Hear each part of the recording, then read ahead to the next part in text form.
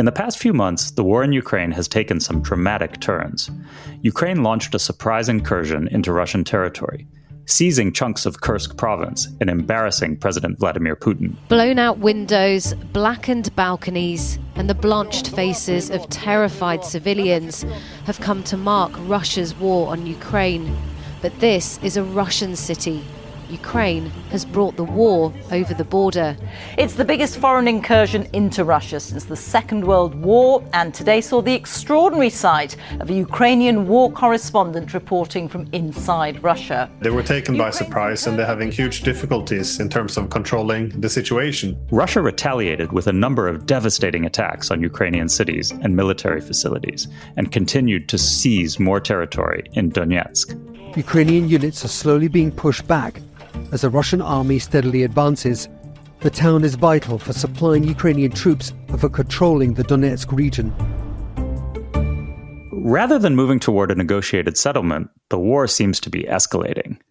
This raises the question of whether the United States and its allies should continue to arm Ukraine in the hopes of bringing about a Ukrainian victory, or if that's a pipe dream, and the West should instead pressure Ukraine to cut its losses and head to the negotiating table.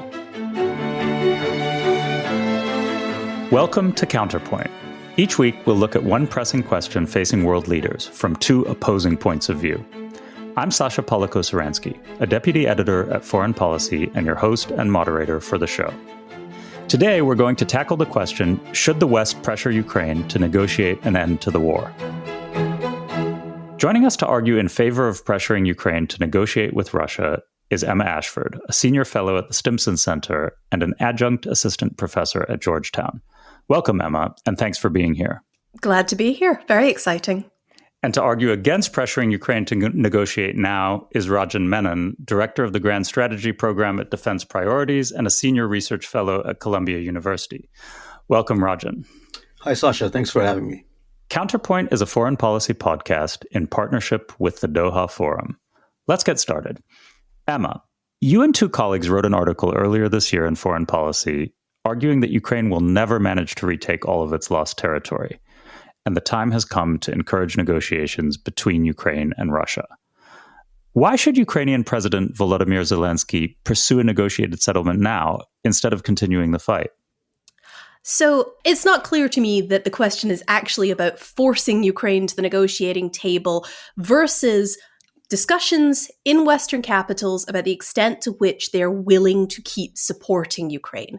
My colleagues and I wrote about the ways in which this war has expanded over time, the ways in which, as Ukraine has failed to take back territory or failed to achieve its objectives, we have escalated involvement of Western countries. And we argued that perhaps, given all of that, it is time to start thinking about a peace settlement rather than continuing to drive down the road that might broaden the war. Rajan, you wrote a piece earlier this year in FP arguing that the West should not pressure Ukraine to negotiate now because if and when Zelensky comes to the table, he needs to do so from a position of strength. Why not enter talks now before Putin takes even more of Ukraine's sovereign territory? So, Sasha, my view on this is that neither side, the Russians nor the Ukrainians, are going to achieve by force of arms, that is on the battlefield, the goals that they have publicly enunciated. In Putin's case, it is to annex 4 provinces, Donetsk, Lugansk, Zaporizhia, and Kherson, only one of which he fully controls, taking a total of about 22% of Ukraine's territory, including Crimea. He cannot achieve that. Now, in the case of Ukraine, the stated objective is going back to the lines of 2014, taking back everything, including Crimea. I do not think that's feasible. So there is going to be a negotiated settlement. The question is when and what kind. The net result of pressuring Ukraine now, and we can get into what we mean by pressuring, who will do it and how, will be that the peace will be settled on Vladimir Putin's terms. And I'd like to hear an argument for why exactly that would be in anyone's interest except his. So you talk about a position of strength. What exactly does that look like for Ukraine? How much territory would they need to win back before entering negotiations from something you deem a position of strength? By a position of strength, let me make clear, I don't mean defeating Russia on the battlefield. Sure, that is manifestly beyond Ukraine's capability, and I think the reverse is true. I think by position of strength, I mean that Putin realizes that try as he might, he will not be able to achieve his objectives. During that process, with Ukraine assured of continued support, there will be a discussion about compromise. That compromise will be a compromise not of equals, but it will be not a completely lopsided compromise in which Putin holds all the cards and Ukraine does not. Emma, how would you respond to that? Do you think that things would follow that trajectory and lead to a negotiated settlement? I mean, look, I think it's very plausible to say, I think that Ukraine's best shot here, negotiations or not, is to follow, as Raj says, some kind of defensive strategy that allows them to resist Russian advances and, prove that they cannot be conquered. The problem I have with the idea that Ukraine can somehow create a situation in which it is in a better negotiating position is that what we've seen over time is that Ukraine's negotiating position has actually weakened substantially.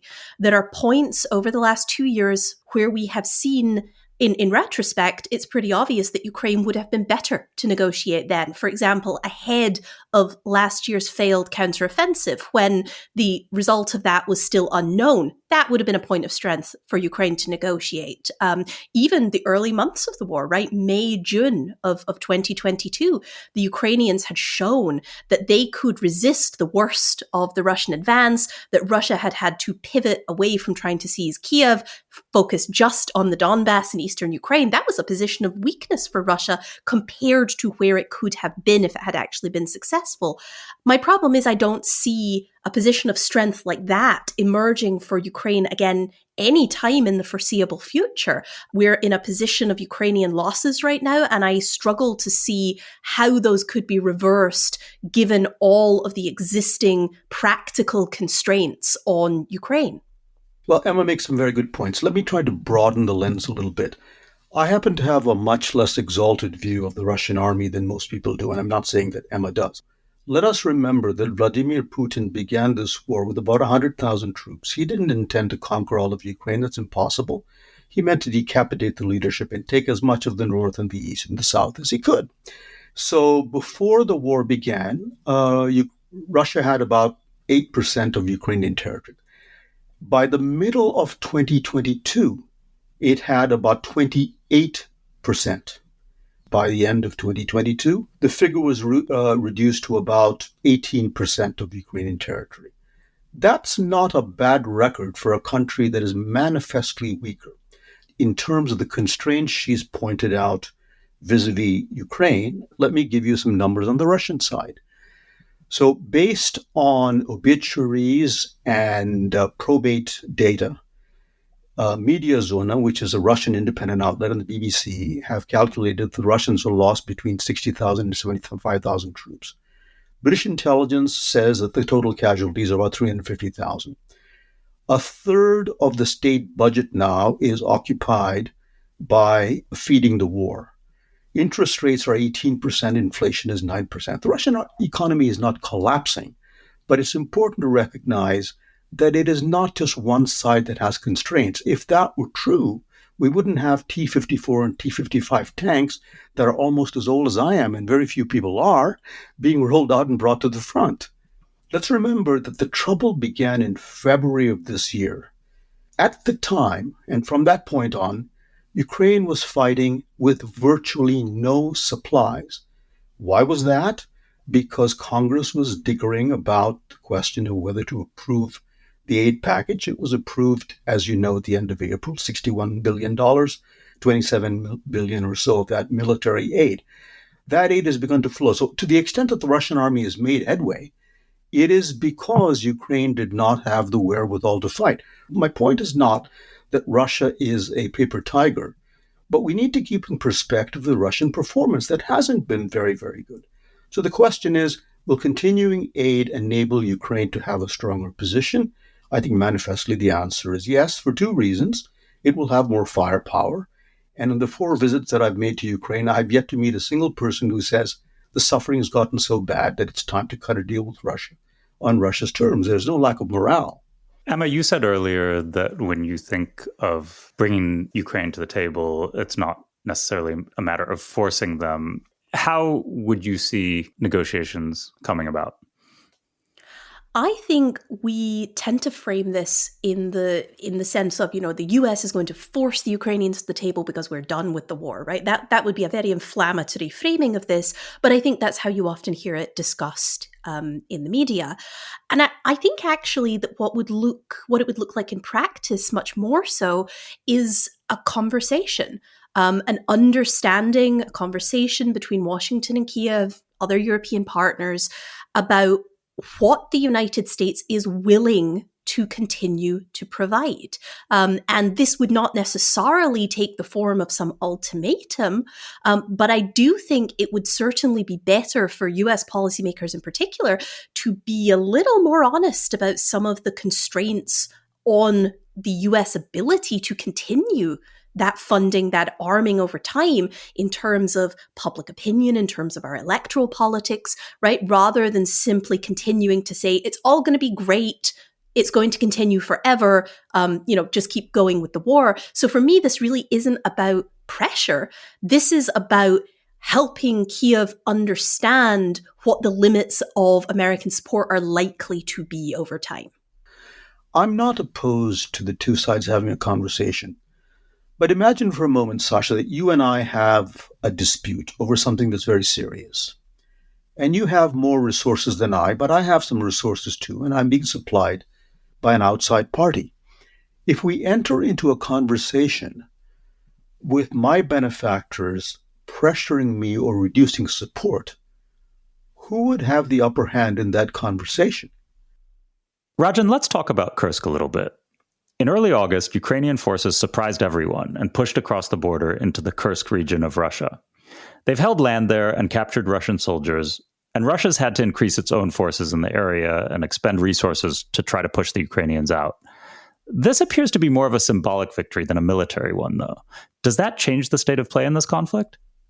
I will say that the track record of military analysts in predicting this war has been abominable from start to finish. It was supposed to be over in 48 hours. Then Ukraine was not supposed to take any territory back. It took a lot of territory back in 2022. Then the counteroffensive was supposed to work. It didn't work. In 2023, Russia was supposed to get its momentum back. It didn't. Now it looks like the dagger is at Ukraine's throat. So I am as guilty as anybody for calling this war in critical respects wrong, and I'm not going to make any prophecies. But let me say this.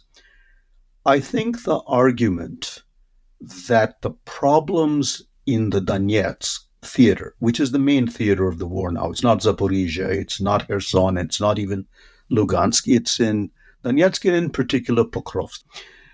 Russians outnumber the Ukrainians so substantially, and Western arms that have started flowing have not reached a level, that the playing field has been unlevel for many, many months, pretty much since the fall of Avdiivka in February.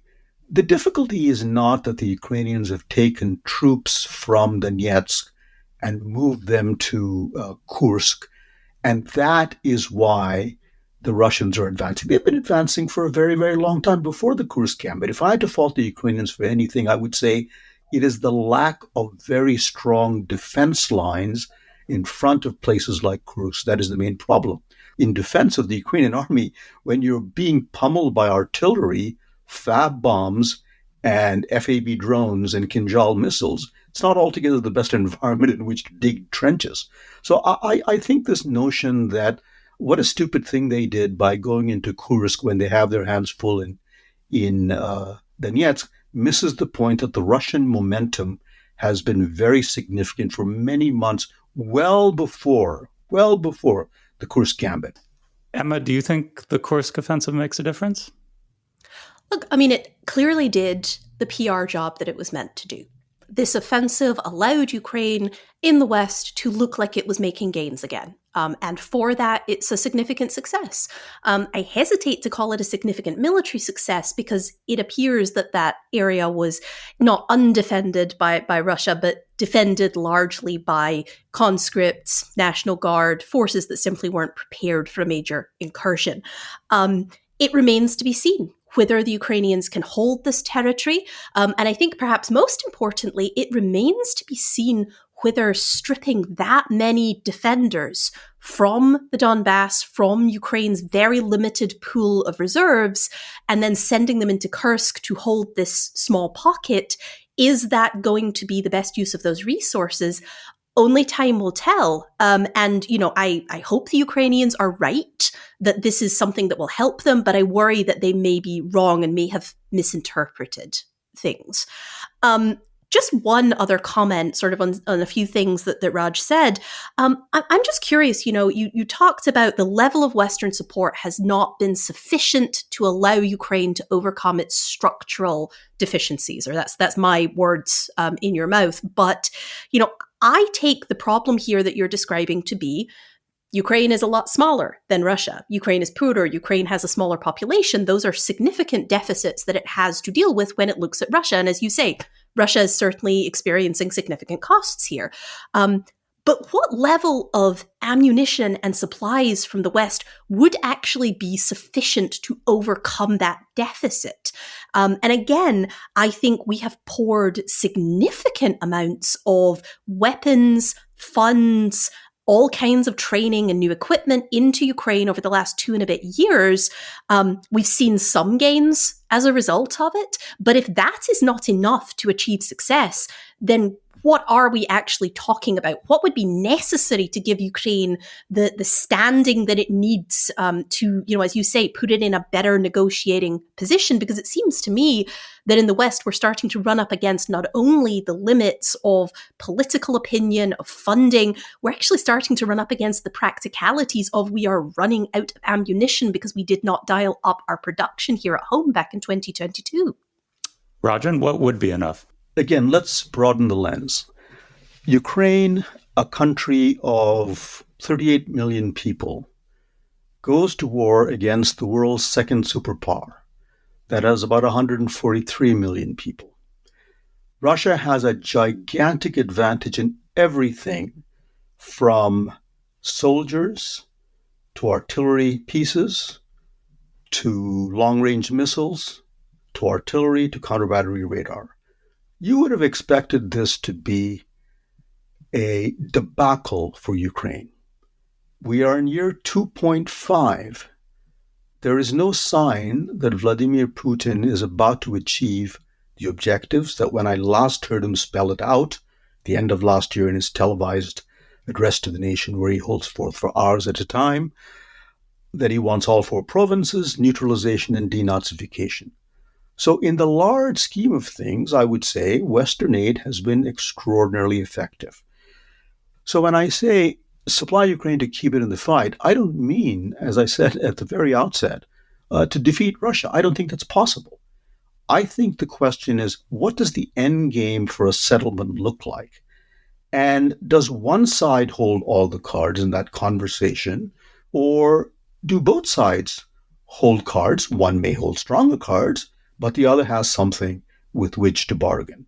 And I would much rather, if I were Ukraine, or even as an outside analyst, go into the negotiations with some leverage. Zero leverage, the outcome is entirely predictable. There will be a collapse of the Ukrainian front, and Putin will mop up a lot of Ukrainian land, perhaps achieve his maximal objectives, and then you don't need a settlement. He would have won the war.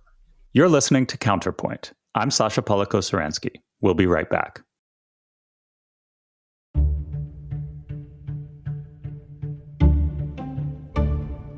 Let's get specific.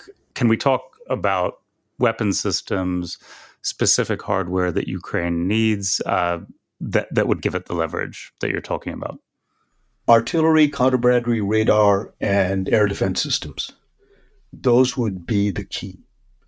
That's what they need. I think this whole high expectation of F-16 jets being the magic bullet is completely silly. I don't think that's going to have any effect. Artillery is critical. The Russians have a massive advantage. By the way, everyone thinks Russia can churn out a military equipment without any limits. Why is it then turning to Iran and North Korea for substandard equipment? It's very interesting. Even Russia's manpower ability, I mean, one has to really ask whether a country that has such a manpower advantage would be scouring the globe trying to get volunteers from various countries, Cuba, Nepal, places like that, to fight for them. So Russia is not without constraints. But I think if you ask me, what does Ukraine most need? It cannot equalize Russian troop power on a one-to-one basis. It can do better in terms of inflicting the costs on Ukraine with the weapons that I mentioned. And those are precisely the weapons that are in the pipeline. And Emma, do you think those weapons would make any difference? I think they'll make some difference, certainly. If you look at reports from the front in Ukraine, there is indeed rationing of scarce equipment, particularly ammunition for artillery. The Russians are operating at a significant advantage there. And I will say, I think, they are manufacturing significant quantities. They are looking for more to increase that advantage. But it's not clear to me that simply rectifying that balance, right? If Ukraine can fire one shell right now for every 5 the Russians fire, and we get that ratio up to 3 to 5 or 4 to 5, that still doesn't change the fundamental equation, right? The Ukrainians might slow the rate of loss. They might even stop the Russian advance. They are not going to be able to turn around and conquer territory with that. And so, again, I think there are benefits to further weapons, but there are significant limitations to what can actually be achieved over any reasonable time horizon, right? Let's say even 2 or 3 years. I think there's significant limitations on what Ukraine can achieve with what we can send. Emma, in your article for Foreign Policy and elsewhere, you've raised the issue of the Biden administration being honest with itself and with the American people about what the objective actually is in Ukraine. Could you talk a little bit about that? Why do you think the administration is being dishonest or engaging in fuzzy thinking when it comes to arming Ukraine? I think dishonest is too strong a word.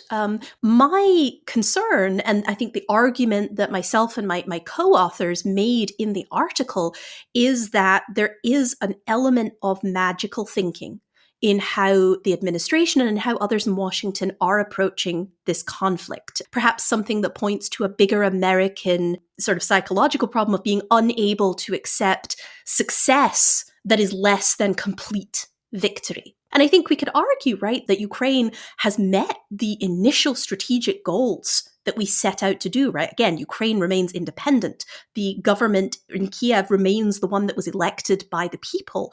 Ukraine will have an economy after this war is over, though perhaps not as good as it should be. If that is not a strategic success, then I am not sure what is. And again, I suspect that just continuing the war, the White House suggests, much as Raj does, that continuing the war will put Ukraine in a better position someday. But we didn't seek negotiations when Ukraine was in a better position in the past. I'm not sure how you get to that better position. And even if you do, I'm not sure that you end up in negotiations. Rajan, do you think the Biden administration has a coherent strategy? The problem the West faces is that it's into this very, very deep. And there are conflicting pressures. One is set to avoid escalation. The other is the fear of bankrolling a forever war. I myself don't think that this war, and again, I have to be careful given what I said about predictions, I don't think this war is going to go on for 3 more years. If I had to hazard a guess, sometime in 2025, there will be a settlement. And if Ukraine is not completely cut off from support, you will have a more equitable settlement than you would have had otherwise. So let's imagine that does happen. It doesn't look very likely now, but let's say there is a deal sometime next year. What are the options for Ukraine's post-war security, and how likely is NATO membership?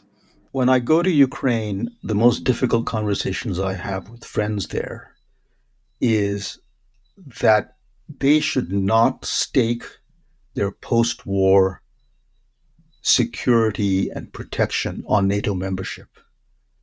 I think that that is a very dangerous assumption to make because, as we all know, NATO requires unanimity to admit new members.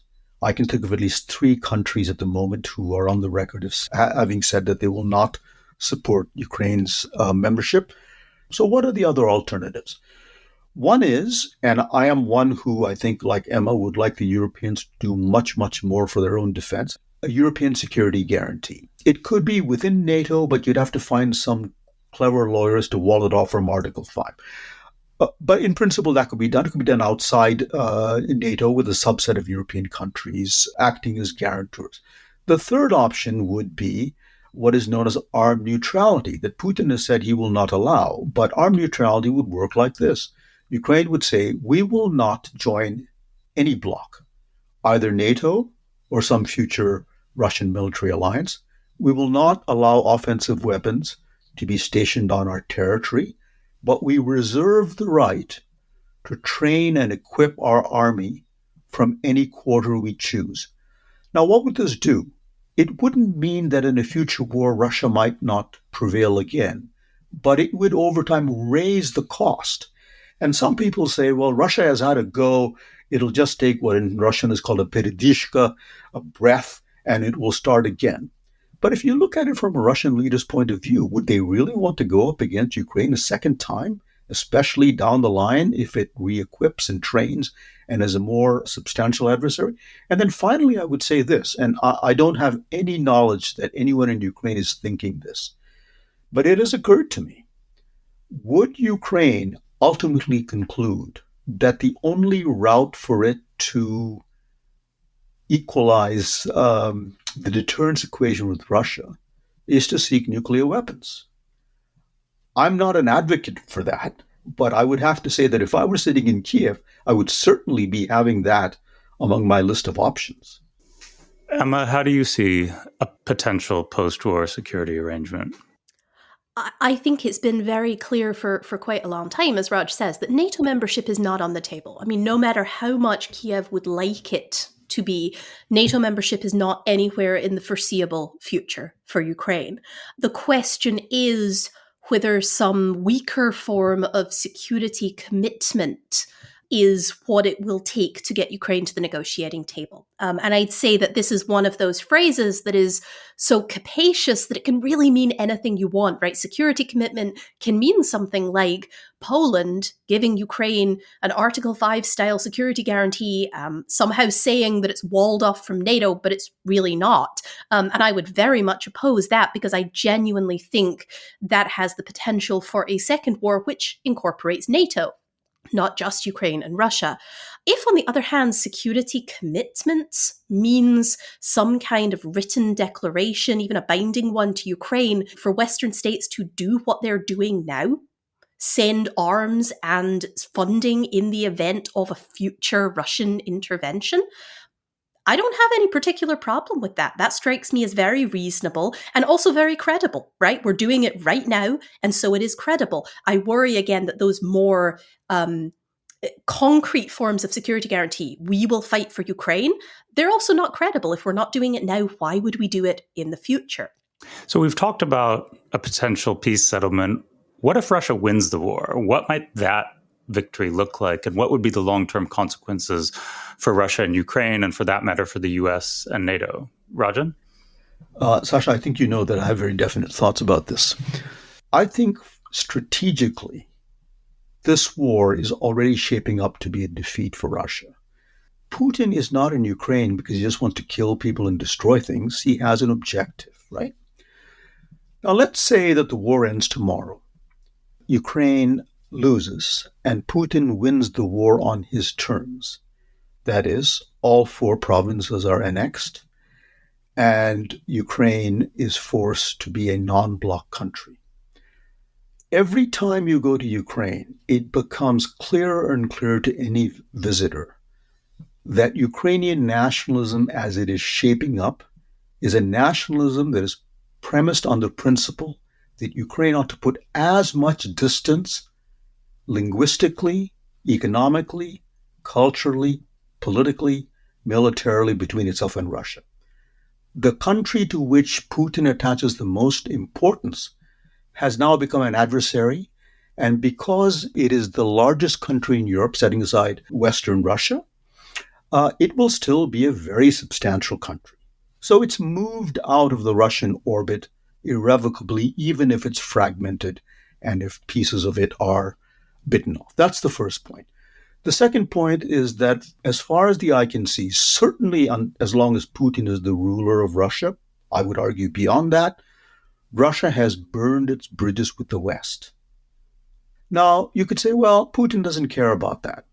But meanwhile, he's formed a strategic alignment with China, to which he can provide less and less over time. In terms of the economy, the costs for Russia in this war have been quite substantial. Add to that the fact that the 4 territories that it has claimed are in a state of ruin, and it would have to rebuild them. NATO, which Russia has wanted not to expand, now is twice the size in membership than it was at the height of the Cold War. And which 2 countries have joined? 2 countries that before the invasion had no desire to join NATO. Sweden and Finland. The Finns have one of the best armies in Europe. Emma, what do you think a Russian victory would look like, and what would the consequences be? Look, I think barring some extreme circumstance, like the complete collapse of Ukrainian troops or something like that, I think we left the realm of victory for either side quite some time ago. I think, Raj's assessment of Russia as having suffered a significant strategic defeat here is broadly correct, right? The Russians had extremely high goals coming into this conflict, and they have met, thus far, none of them. They may meet 1 or 2, right? And that is a strategic defeat for them. With my cynic's hat on, though, I think it's probably the case that whatever settlement we end up moving towards, both sides are going to try and sell it as a victory. If Putin succeeds in pushing Russian troops all the way to the borders of the Donbass, he's going to claim that as a victory. If the Ukrainians manage to obtain, some concessions at the negotiating table, they're going to portray that as a victory. So for me, the strategic question has already been decided unless something changes dramatically. And really now we're just quibbling over how we sell it to the public. I just want to follow up a little bit about the consequences for the West. If Russia does win or approaches some semblance of victory, do you think that that's a blow for the United States and NATO, Emma? I mean, again, I think it's mostly about narrative and it's not as much about fact at this point. So I think if we frame the issue as, a Russian victory is them having any territorial gains or having, obtained anything from this intervention, then I think that is a very bad public relations story for the West. If, on the other hand, this is framed as we have met our strategic goals, we have prevented Russia from toppling the government in Kiev, we have shown that states that try and invade their neighbors cannot succeed in subjugating them. To me, that is a story about victory, strategic victory. And so I think it's a good thing for the West as long as politicians approach it in the right way. I'll just add one thing, Sasha, in closing, if I could, very quickly, one sentence. If you want that kind of strategic victory, it seems to me, then the idea of pressuring Ukraine now to settle with Russia or go into a conversation with Russia will not bring that kind of strategic victory. It'll bring the opposite. The point that I think I would emphasize that I heard Raj make just a few minutes ago is the one that Russia needs the West.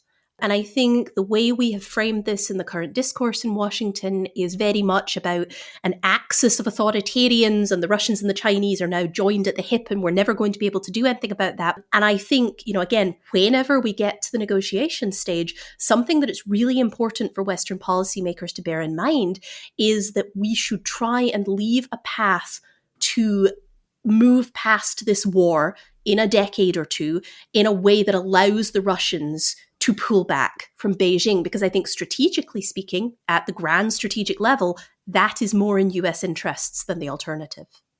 Well, Russia-China relations may need to be a future episode of Counterpoint, but we're going to have to leave it there for today. I'd like to thank my guests, Rajan Menon, Director of the Grand Strategy Program at Defense Priorities and co-author of the book Conflict in Ukraine, The Unwinding of the Post-Cold War Order, and Emma Ashford, a Senior Fellow at the Stimson Center and the author of Oil, the State, and War. Thank you both. Thanks very much. Thanks. Counterpoint is a production of Foreign Policy in partnership with the Doha Forum. Our production staff includes Karen Given and Dan Efron, with special thanks to Claudia Tatey. Join us next week as we debate, can South Africa be a moral example to the world? South Africa's moral voice internationally has been inconstant, erratic, and has very often consisted of gesture politics. It's hypocrisy all around. I think what South Africa was doing was being the right voice at the right time. If you're enjoying Counterpoint, please tell a friend. You can also leave a rating or review on your podcast app. It helps other listeners find our show. I'm Sasha Polakow-Suransky. Thanks for listening.